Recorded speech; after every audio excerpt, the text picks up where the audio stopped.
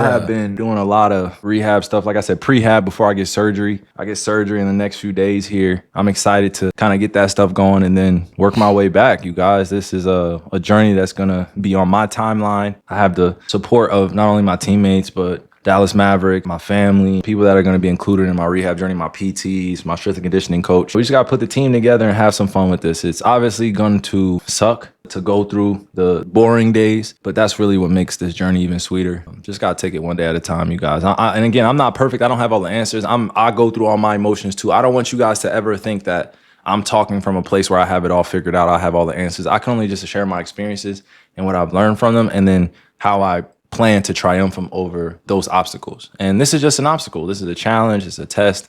However you want to see it, you know, you got to be strong-willed. You got to have a good heart and not isolate yourself as best you can. You know, when I dealt with injuries in my past before, I was definitely one of those isolating personality types. I would go in kind of my room. I would put the blinds over the windows. I wouldn't have any light in my room. It would just be dark. And I think that's how I fell into some depression states. And I had, trouble being honest with how I was doing. And this was all happening in my 20s, even into my late 20s. So now dealing with this injury, I'm smiling a lot more.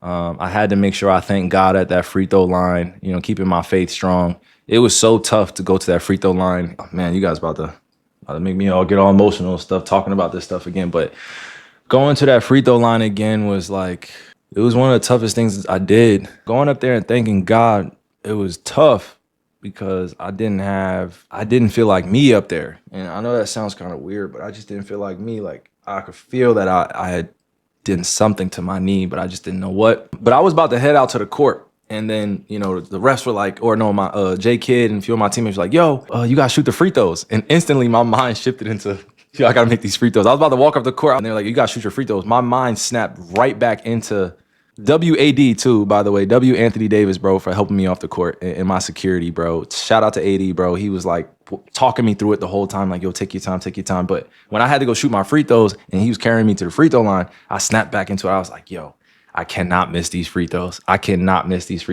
the free throw line, I'm thinking like, I just up my knee and I won't be able to play for a while because I just know something's going on. But I'm tearing up at the free throw line and I could just sense my body was in shock. The moment that I got up there and I dribbled, I was thinking about thanking God from the outset, right from the start. But I just started thinking about all my predecessors, especially Kobe.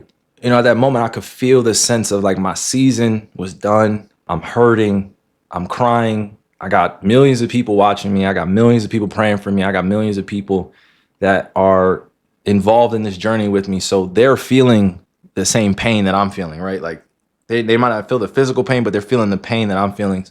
And I just want to be strong. And I know I'm one of those type people where I go through things and sometimes I'll like say I'm good and I'm good. But really, although I'm good, I'm still dealing with internal stuff. And that was just an internal expression that I finally got to say outward to the world. When I went up there and I thank God, bro, when I tell y'all that I felt the relief instantly, it was, that's why I said my predecessors.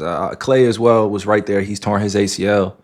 He understands what this is like, but I know that people are just in shock when it happens. So when I went up there and I thank God, I knew that wasn't just for me. It was for a lot of people at home, my brothers and sisters around the world, whatever tribe they may be from, culture or religion. They can always identify when someone's in pain and someone that they love unconditionally is going through things. They just want them to be well. So I felt all that when that happened. And I just want to let y'all know, thank you for all of the well wishes and good energy you guys gave me, like real talk. Because we have seen others tear their ACL or tear their Achilles or tear their labrum shoulder up or fall hard in sports. And yes, we understand it's a part of it, but the pain that you feel initially when you go through things like that, when you're the person going through it or you're the person that's seeing it, it's just different. So that's why I started tearing up a little bit because I felt it like. And the hardest thing to do at that line was to not question God and not question what happened, but move forward with God and be at peace. So, it was an amazing day as well. I got up early. I said my prayers, was fasting all day.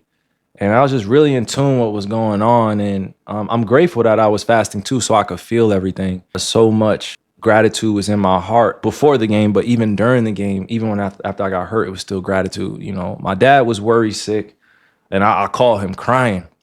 I ain't gonna lie to you, I called him crying. My dad had just dropped my daughter off, and he just was like, "Yo, I'm on the way. I'm on the way. I'm on the way." And if anybody knows a worried parent, they will pick up an elephant for you. Like they will pick up a house for you. A worried parent will do anything for you. So my dad was worried and, flying into town after that. But I just wanted to make sure my wife was good, my boys were good, my daughter was good. And they knew that I was going to be okay.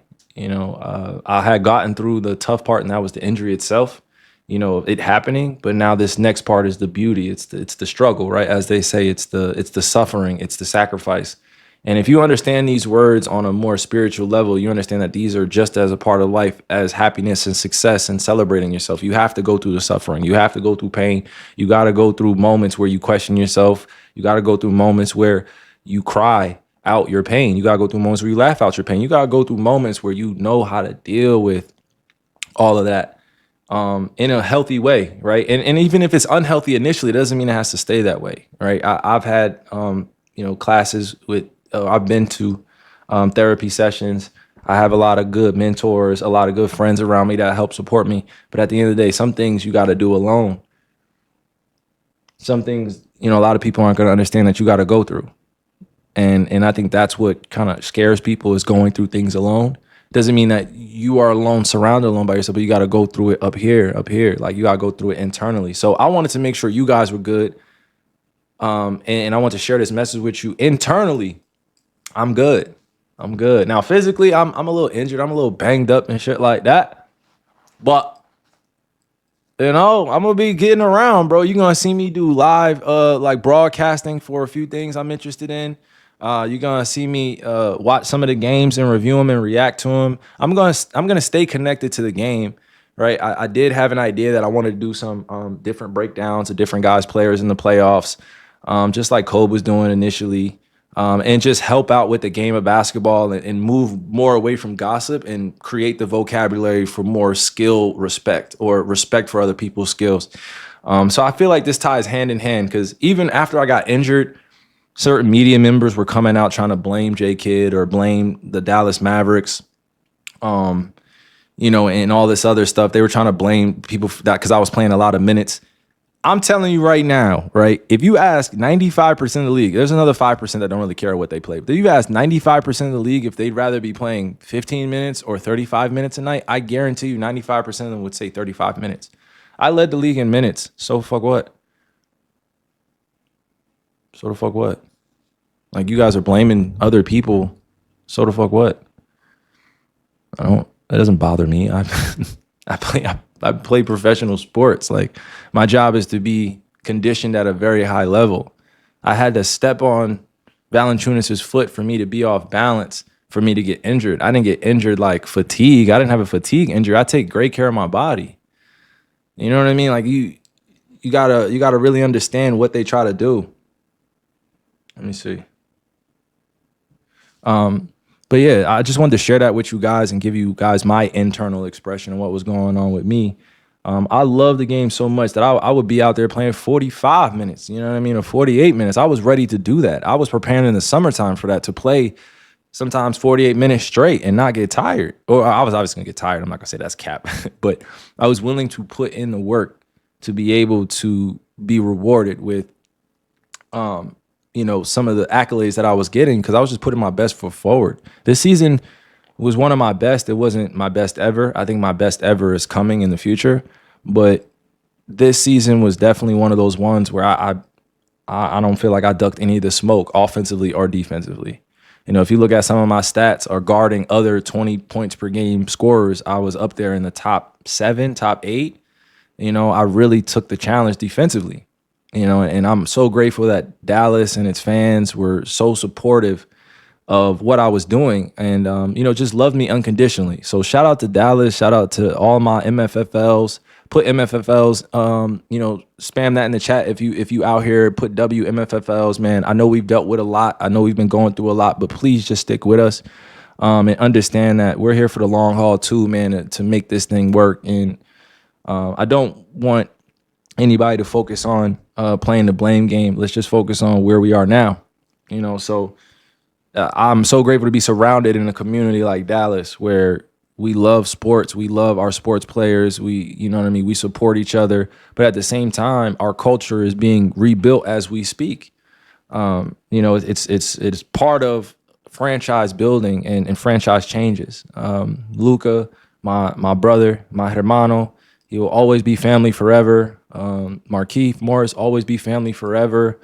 Maxi Cleaver will always be family forever. Josh Green, like everybody that wasn't on the team from last year and we went to the finals, those will always be our brothers forever. And a year can change things, but I'm not the type of person to play the blame game on everybody else. Like, this business is ruthless. This business is what it is. People make decisions from the top. People make decisions, from the executive leadership roles that they have. Every team is different.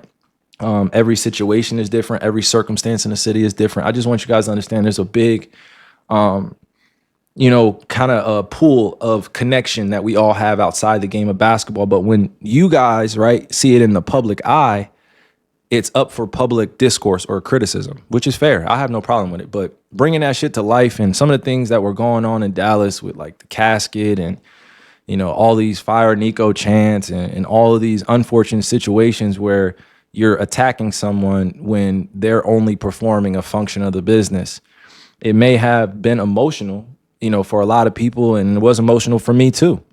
I ain't gonna lie to you. I struggled a little bit the first few days, but after a while, you get to be where you are by making some incredible moves. And mind you, everybody's gonna have what they think we should have done and what we should have did, but we could only deal with what we are doing now. And I'm always wishing well for all my brothers that are on other teams and, having a chance to win and can continue to get better and be around other mentors that are going to be with them. So MFFLs, man, all my Dallas Mavericks fans to the core, I want to say I love you, man. Please keep supporting us in a way that is, different than what it was before. We need to change up our relationship to a degree so it could be built on more positivity. And you guys get to know who we are. Like, as I'm going on next year, it'll be my third year, right, technically in Dallas, or my third year in Dallas, third full year in Dallas. And I'm looking forward to the teammates that I have, man. This season has been up and down. It's been filled with injuries. We would be in a different situation if, we would be in a different situation if we were all healthy. A lot of this would be just noise under the bridge. But, I just think that there has to be a grace period for all of this, man. Nobody needs to be cooking somebody in the chat all the time, bro. So I love you, Dallas fans. I love you, MFFL, man. Shout out to all you guys that are tuning in on Twitter or on Twitch or wherever I'm live streaming right now. I appreciate you guys. And I'm looking forward to the journey ahead. We're going to bounce back. We're going to have each other's backs throughout this journey. And yeah, man, so what if we all in the media right now dealing with that criticism? It's part of it, man. It's part of it. Get used to it. When you're one of the greatest and you have some of the greatest of all time on your team, you're going to deal with public criticism. So this is just our span right now where we're going through it. So W's for Dallas, man. W's for Dallas, bro. Put W's for Dallas Mavericks, man. W's for the MFFL, bro. All right. I appreciate y'all.